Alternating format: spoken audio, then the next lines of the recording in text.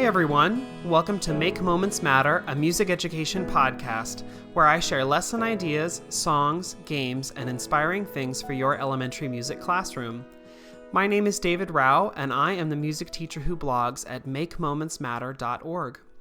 This episode of the podcast is a replay containing the audio version of a Musical Mondays live video. If you're not familiar with Musical Mondays, every Monday night at 8 p.m. Eastern Time, I go live on Facebook and Instagram to share about the lessons that I'm using in class with my students. I give a recap of my kindergarten through 5th grade lessons, and then do a deep dive about one grade level and share the books, instruments, songs, and process that I use to teach the lesson to kids. This podcast episode contains all the audio from the Musical Mondays video, but if you'd like to see a replay of the video itself, you can find a link to the archived video on YouTube when you click the link in the notes for this episode. Thanks so much for tuning in. Here's the show. Hey everyone, my name is David Rao, and I'm the music teacher who blogs at makemomentsmatter.org. You can also find my ideas on Facebook, Pinterest, Instagram, Patreon, a variety of places when you search for my name, David Rao, or Make Moments Matter. I'm excited tonight to share a story that I'm doing, with a song I'm doing with my kindergartners called Black Snake. You might have used it before, but I'm going to share the song, how I teach it. I'm going to talk about the game that I use with it, and also how you can incorporate some instruments and steady beat. That's in just a second after my housekeeping stuff. Okay, so a couple quick things. If you want to see any resources, if you want to see the written notation, all the stuff that goes along with this lesson, I have a page on my blog dedicated to all those links. I call that the links page. You can find all the stuff there. Or you can just click the bottom of wherever you're watching, listen to this. There should be a direct link there. Or you can go to makemomentsmatter.org and click the video tab. That'll take you there. Also, if you want to do some workshops with me in person, I'm going to be in Forney, Texas at Forney ISD on April 26th. It's a free workshop. You just have to sign up. It's free because of Forney ISD Fine Arts Department and West Music. So there's a link to that on links page if you want to sign up for a free workshop in Texas. Also, I'm teaching levels this summer, and there are so many great levels happening around the country this summer.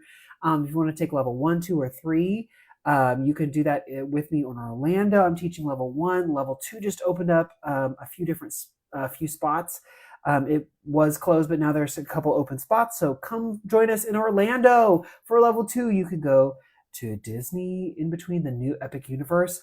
Oh my gosh. Universal new park. It's open. You can go not on the weeknights. You'll probably have homework, but you can go on the weekend. It's going to be a super great time. If you're interested, you send me an email or go email cfoclevels@gmail.com if you want to learn about something for level 2 or the University of Missouri St. Louis. There are spots still available in level 1. You can come and join. That's going to be super fun too, both the summer or just anywhere. Find your local ORF chapter.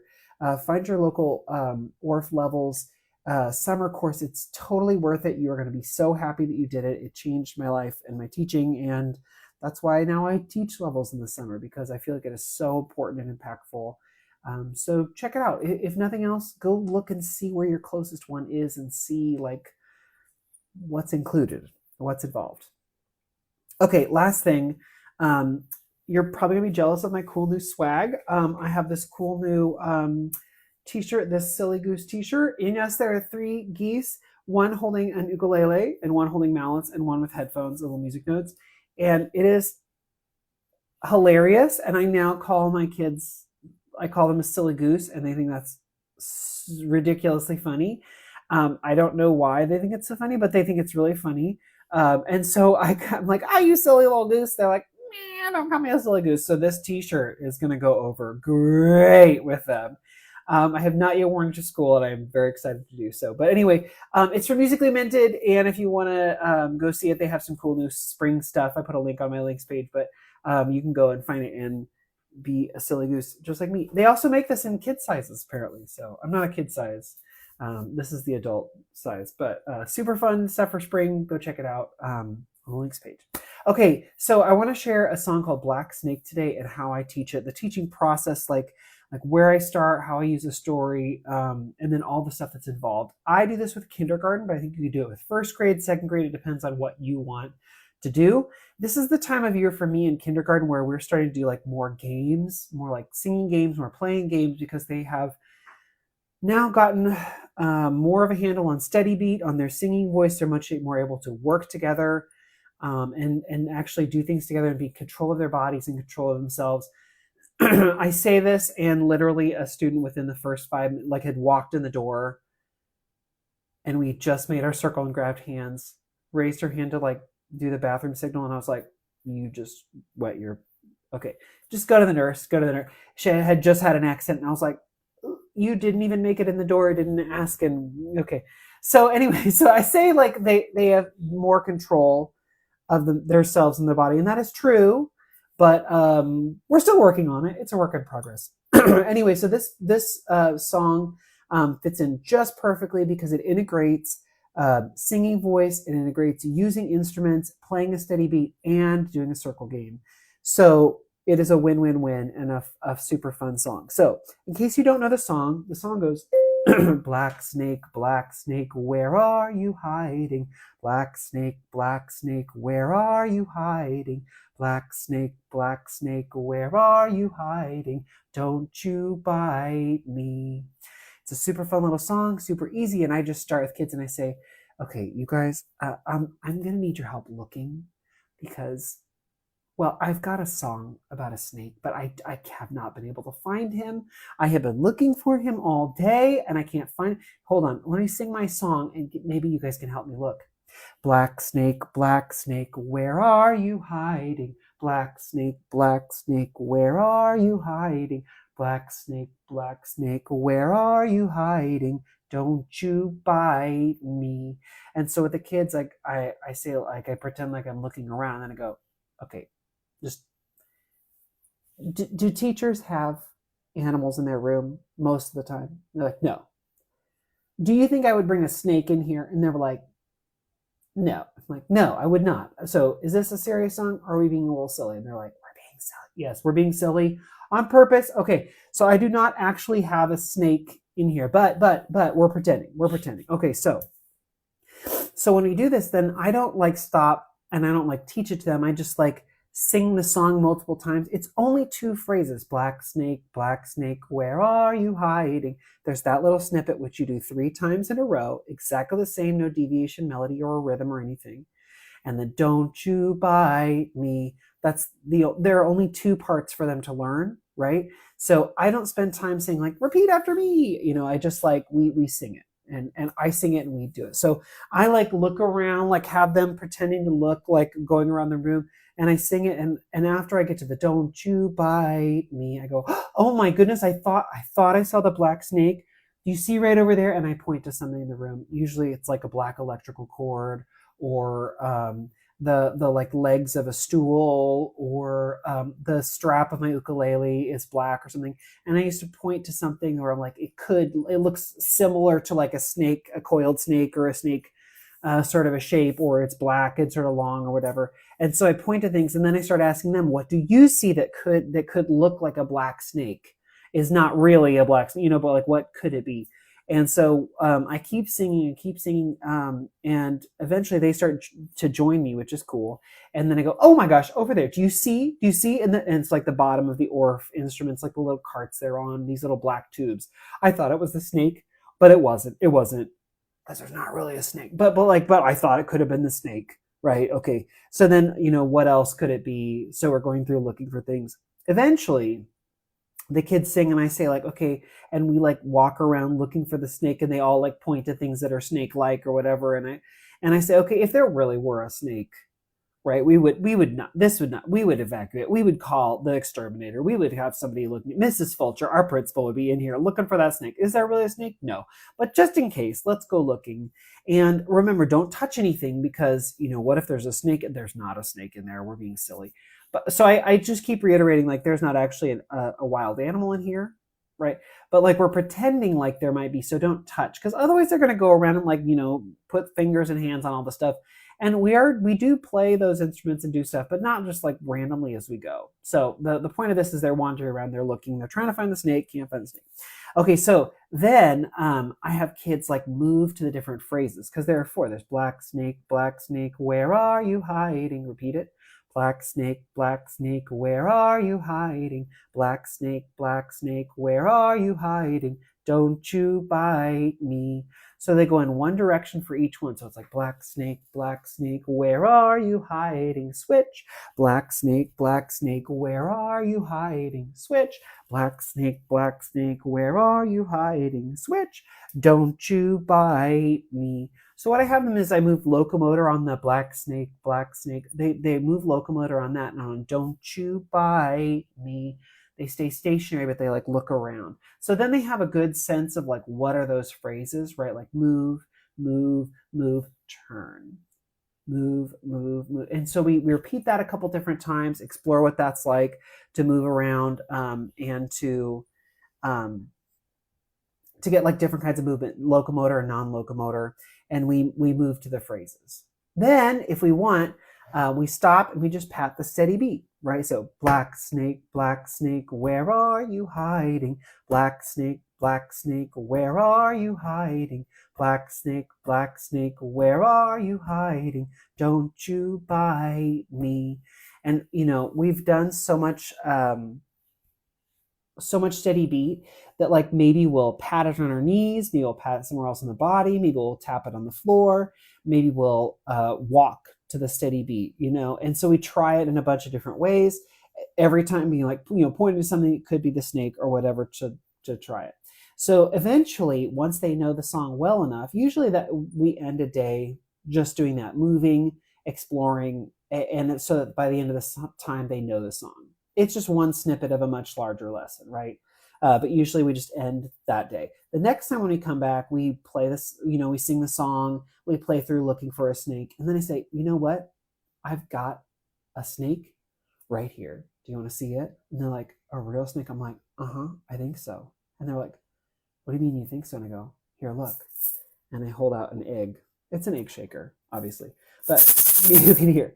And I go, I think it's a rattlesnake, because listen, I'm pretty sure, because don't snakes come from eggs? And they're like, some of my kindergartners are like, yes. And I'm like, is it this egg? Listen, I think it's a rattlesnake. And they're like, no, Mr. Rout, that egg is green or purple or whatever I have that day. And they're like, no, that's not a real snake. That cannot be a real snake. And so, but I go, but listen, I think it's a rattle. And they're like, no, we have played those many times. That is not a real snake. I am fairly sure that's an egg shaker. So I say, but I think it could be a snake. And you know what? I have a game. We should play our little game. Now okay, this is a folk song, and I'm just going to pull up. I found the written notation for this, and I want to just read to you what the original written notation says here. Hold on just a second. Let me pull this up. Yeah, okay.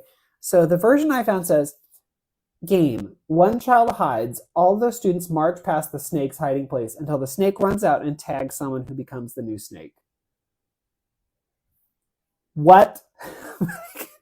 One kid pretends to hide, and then at the end of the song, they just run out and grab someone. What kind of game is that? And like, that's not going to work for my kid. Okay, maybe some of you are like, I do that every time and it works great. I can't imagine one kid pretending to hide and us like going by them and actually continuing to sing and for it to like function well.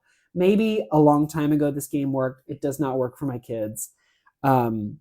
It just brings chaos for my kids. So I do a different version. I do a version of the game, kind of like Cut the Cake, if you know that one. So everyone stands in a circle holding hands. One kid walks around tapping on the steady beat. We've done that, right? Like we've been patting the steady beat, walking the steady beat. This kid is holding the little snake egg in their hand. They go, black snake, where are you hiding? He taps, as kids' hands come together, like they're standing holding hands, he taps on their hands. Black snake, where are you hiding? Black snake, where are you hiding? Black snake, where are you hiding? Don't you bite me. And on me, he brings his hand down and it's the Cut the Cake game. He like taps their hands so their hands come apart. So what happens is the kid in the circle, right? So there's this circle. The kid who stops, he holds out his hand like this. And the kids whose like hands he cut, one runs one way, one runs the other way. They go around the circle, come back, and whoever gets back to the egg first and grabs the egg gets to be the next kid who walks. It is just like if you've ever played Cut the Cake. It's an exact game, only you have an egg in your hand, so there's something tangible to like grab onto when you come back.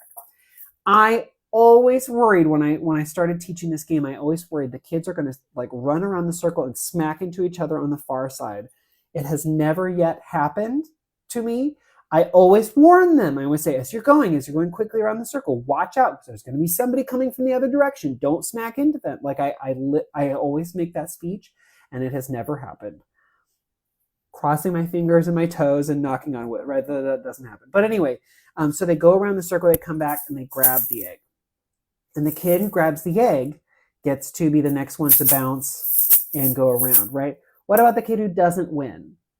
The kid who doesn't win, and the kid who was bouncing the egg around, they get to grab a mallet and go to a nearby instrument. And now, while we sing and play, they're going to just play on C, which is the tonic of the song. Black snake, where are you hiding? Black snake, where are you hiding? Black snake, where are you hiding? Don't you bite me. Right, so like that's that, they're just tapping on the tonic of the song, which is great, and they're just getting that good practice doing the steady beat on just one bar, the biggest bar, the bar on the end, so it's less tricky to mess up or hit the wrong thing. You could take off other bars, but since it's the biggest bar and it's on the end, I don't. And kids don't have a lot of trouble with that. Usually I do this with a bass xylophone. You could do it with an alto xylophone. You could do it with something else if you wanted to. But I have them on rolling carts, so I just roll over a bass xylophone so the kid can stand right there. I can reach over and grab their hand and help, or play them out right next to them if that'll help them. And then the game sort of plays out as we are tapping the steady beat. Now, another thought is if you have a contrabass bar, that might be fun for kids to do too, because then they could grab the super huge mallet and they could tap along. One thing that came up in a recent PD that I went to was if you don't have a contrabass bar, you can do activities like this, and having that really big mallet, especially for kids who are having trouble with hand-eye coordination or who are having trouble with limbs and fine motor skills or gross motor skills, like having the bigger mallet and not trying to hit this tiny bar. Like a bass xylophone bar is bigger than like a glockenspiel, but it's still not as big. And there are other bars around that kids could actually accidentally tap and touch. So having the really, really big like contrabass bar, like the ones, the huge mallets, and playing on just that one bar, that makes things much easier for kids who are developing, right? So I know of people in some schools who have used like special education money or special money set aside for like developing learners to buy a contrabass bar, because it's an adaptive response. Like you're giving them the larger mallet, you're having them play just that one thing, and it's especially good for those kids who are still dealing with coordination issues or hand-eye coordination, or who need a little bit of extra support. It is a great scaffold for that. You can then use the bar for a lot of other stuff too, but it's especially good for your younger learners or learners who are having difficulty with motor control or just synchronizing or whatever. It's a really cool option. So having that contrabass bar is really great.